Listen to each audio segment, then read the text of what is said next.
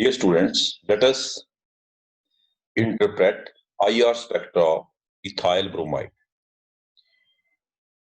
PMR spectra. So this is actual PMR spectra of ethyl bromide. अगर आप इसको बच्चे गौर से देखें, we have a triplet here, the triplet, है ना? One peak, second peak and third. आपको बताया हुआ बच्चे जो inner peaks होते हैं towards the other multiplet वो comparatively larger होते हैं as compared to outer. हालांकि इसकी इंटेंसिटी रेशियो होनी चाहिए थी 1:1, है ना? 1:1 मतलब ये और ये सेम इंटेंसिटी के होने चाहिए थे, पर inner ones are comparatively of larger क्या बच्चे size, large having large peak. अब इसको देखें बच्चे, इसमें 4 पीक्स आपको दिख रहे होंगे, 1, 2, 3 एंड 4। 1, 2 outer and 3, 4 inner. इसमें भी देखिए आप inner peaks, that is the peaks which are lying towards the other multiplet. They are comparatively larger in size than the outer peaks. Yes. इसमें we have how many? 4 peaks. मतलब it is quartet, it is triplet.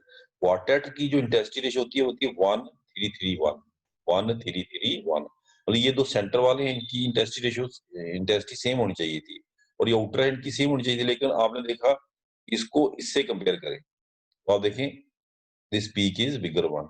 Similarly in दो को देखें, मतलब inner वाले बड़े हैं किससे, आउटर वाले से। ये हम पहले पढ़ चुके हैं। अब इसको इंटरप्रेट करते हैं, तो एक तो हमें मिला बच्चे क्वाड्रेट, एक मिला ट्रिपलेट, ठीक है? और इनकी वैल्यूज भी देख लें बच्चे कहाँ पे मिले हैं। ये वैल्यूज इसने यहाँ पे दी हुई हैं, हमने इसको फिर इंटरप्रेट करना है। These are the values. Triplet कहाँ पे है बच्चे, अगर गौर से देखें इसको, ट्रिपलेट है 1.7, ये 1 है ना? 1, 2, 3, 4, 5 सेंटर पॉइंट ले लेना आपने, सेंटर पॉइंट इट इज 1.7। और ये कहाँ पे है बच्चे, अगर इसको आप गौर से देखें, जो क्वार्टेट है इट इज 3.4। ये कहाँ पे आपको मिल रहा है बच्चे, 3.4। ये डेल वैल्यूज है इसकी। Del values that is chemical shift value. Del values क्या होती है बच्चे, chemical shift value. And these values are with respect to what, ये विद रिस्पेक्ट टू किसके लिए होती है बच्चे, आपको याद होगा, these values are taken with respect to EMS, that is tetramethylsilane। याद है बच्चे आपको, these values are with respect to what, EMS, tetramethylsilane, है ना? 0 हर्ट्ज, ये TMS का सिग्नल है, ये this signal is of TMS 0.0 पे जो दिया हुआ है। This is very large peak। उसका कारण आपको बताया हुआ है कि इसमें 12 मैग्नेटिकली इक्विवेलेंट प्रोटॉन है, 12 magnetically equivalent proton. TMS single peak देता बहुत बड़ा, उसके विद रिस्पेक्ट टू ये वैल्यूज है। These values are with respect to what, TMS। ठीक है बच्चे, ये अपने दिमाग में रखें। तो दीज आर डेल वैल्यूज। यहां तक कपलिंग कांस्टेंट की बात है, द वैल्यू इज 7।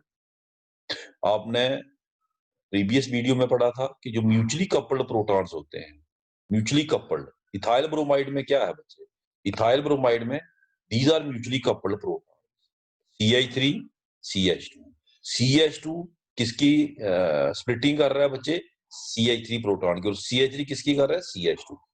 अब यहीं से मैं बताता हूं आपको, पहले बाद में इसको फिर हम डिस्कस भी कर लेते हैं।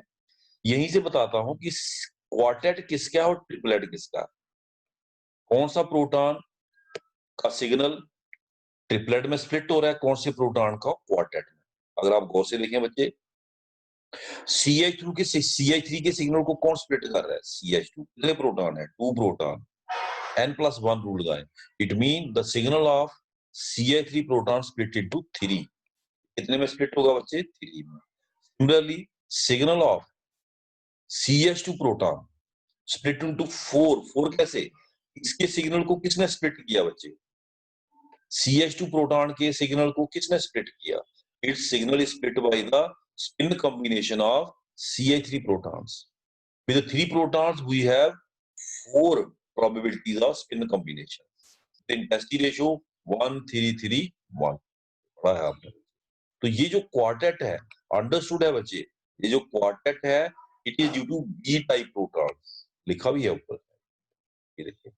एंड दिस ट्रिपलेट, ये जो ट्रिपलेट है ये पूरा बच्चे triplet, it is due to A type proton. A triplet that is methyl proton. यहाँ तक कपलिंग कांस्टेंट की बात है, वो दोनों में सेम होगा बच्चे, अंडरस्टूड है। म्यूचुअली कपल्ड प्रोटॉन में coupling constant value is same. What is coupling constant? ये प्रीवियस वीडियो में हम इसको डिटेल में डिस्कस कर चुके हैं। अगर आपने प्रीवियस वीडियो नहीं देखा है तो उसको देखिए, देखिए इंपॉर्टेंट कंसेप्ट है, ठीक है ना। तो दोनों की ये वैल्यूज क्या होंगी?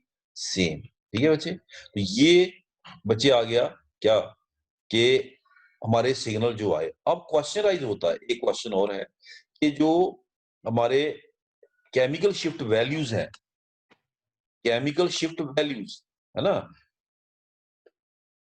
जो हमारा मिथाइल प्रोटॉन है उसकी 1.7 पे क्यों आई, और जो मिथिलीन प्रोटॉन है उसकी 3.4 पे क्यों आई?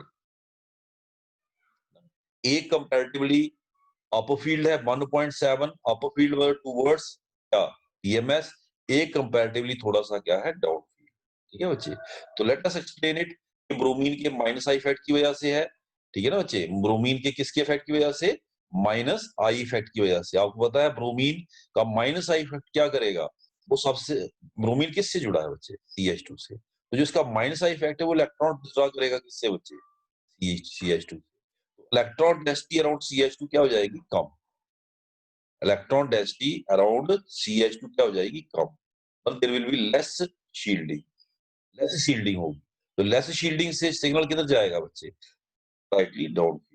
इसमें क्या होगी? मोर शील्डिंग। CH3 दूर है Br से, तो इसमें मोर शील्डिंग होगी। सिग्नल किधर जाएगा बच्चे? Comparatively towards TMS। TMS में आपको पता है सबसे ज्यादा क्या होती है बच्चे? शील्डिंग। सिलिकॉन का प्लस का इफेक्ट मिथाइल प्रोटॉन की क्या करता है बच्चे? शील्डिंग। उसमें इलेक्ट्रॉन की डेंसिटी को एनहांस करता है। प्लस का effect of silicon enhances the electron density and hence there is उसमें शील्डिंग है। तो सिग्नल आपका अप फील्ड है। तो जो मिथाइल प्रोटॉन है उसका सिग्नल भी टूवर्ड्स क्या है बच्चे? TMS के पास है ना। तो it is appearing slightly up field, that is towards TMS। तो अंडरस्टूड है कि जो मिथाइल प्रोटॉन है उसमें कंपैरेटिवली शील्डिंग हाई है, और CH2 प्रोटॉन में कंपैरेटिवली शील्डिंग क्या है बच्चे? लो है, due to minus I effect of bromine. हम इसको रीड आउट भी कर लेते हैं। इसने क्या लिखा है बच्चे? देखें, लेट अस सी, इंटरप्रेट करना ना। तो ethyl bromide contain two type of proton, the three protons of methyl group are magnetically equivalent and hence produce one signal. Similarly, two methyl protons are magnetically equivalent and hence produce another signal. तो इतना तो पक्का हो गया कि आपको दो किस्म के सिग्नल इसमें मिल रहे हैं। इंपॉर्टेंट। अब उसकी फर्दर स्प्लिटिंग होगी। क्यों होगी? Because these two set of protons are non-equivalent. They are not equivalent. Equivalent हो तो splitting नहीं होती है, जैसे इथेन है ना। So they are not equivalent. So there is further splitting. Now, due to minus effect of bromine, the electron density around methylene proton decreases relative to methyl proton. अगर दोनों में अगर इलेक्ट्रॉन डेंसिटी कंपेयर करें तो आप क्या देखते हैं बच्चे? मिथिलीन प्रोटॉन अराउंड जो इलेक्ट्रॉन डेंसिटी है वो कंपैरेटिवली कम होगी due to minus effect of bromine. Bromine तो माइनस इफेक्ट है तो सिग्मा बॉन्ड ऑपरेट करता है, तो पहले किस पे पड़ेगा वो? मिथिलीन प्रोटॉन के ऊपर, बाद में किसके ऊपर पड़ेगा बच्चे? मिथाइल। वो दूर है उससे, है ना। तो कहता है electron density around methylene proton decreases relative to methyl, therefore CH2 protons are deshielded relative to methyl in comparison to methyl. तो डी शील्डिंग इफेक्ट है वो किस पे ज्यादा है बच्चे? Methylene proton. और हम ऐसे ही बोल सकते हैं कि methylene protons are less shielded as compare to methyl proton. Methylene proton less shielded है as compare to but methyl proton, और methyl protons are deshielded relative to methyl proton. Methylene protons are deshielded. Deshielding किसने की? Minus I effect of bromine, उसने electron density कम की। In other words methylene proton absorb at lower field, methylene वाले absorb करेंगे बच्चे lower field, and methyl at higher field, upper field. Methyl वाला upper field करेगा, मिथिलीन वाला बच्चे लोअर फील्ड, है ना। इंटीग्रेशन रिवील्स दैट, इंटरप्रिटेशन है, reveals that the relative areas under the two signals are in the ratio 3:2। ठीक है बच्चे,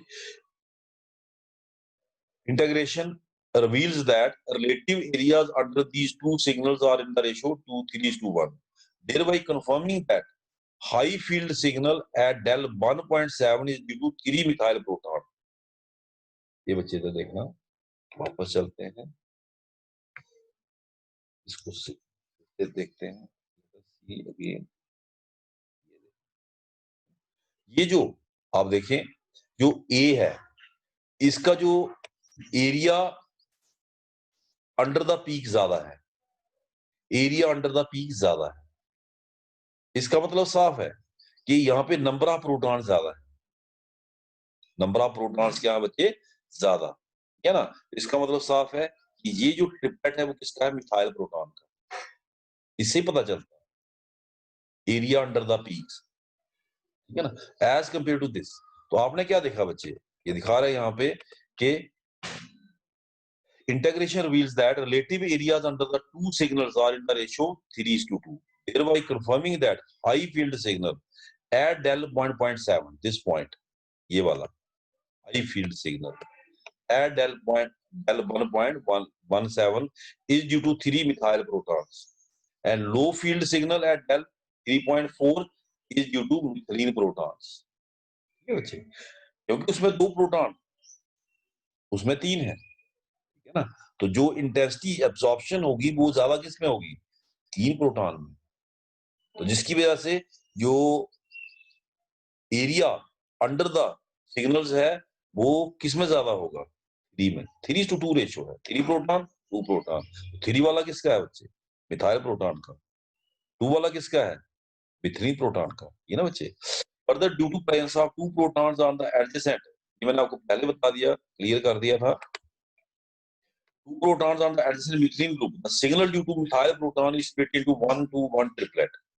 मिथाइल प्रोटॉन का जो सिग्नल है वो ट्रिपलेट में स्प्लिट होगा। क्योंकि मिथाइल प्रोटॉन के सिग्नल को स्प्लिट किसने करना, who will split the signal of methyl proton, बताइए बच्चे।